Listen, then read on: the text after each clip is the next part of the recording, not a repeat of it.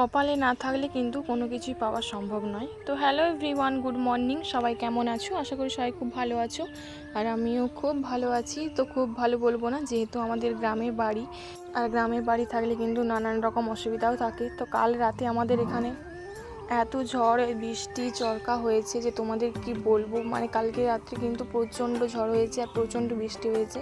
যে কটা ধান আছে মাঠে মনে হয় আর নিয়ে আসতেই পারবো না, কারণ অনেক বেশি ক্ষয়ক্ষতি হয়ে গেছে। তারপর দেখো সকালবেলা কিন্তু রোদ উঠেছে আর আকাশটাও বেশ পরিষ্কার, কিন্তু তবুও কিন্তু ভয় আছে যে আজকেও বৃষ্টি হওয়ার কথা আছে।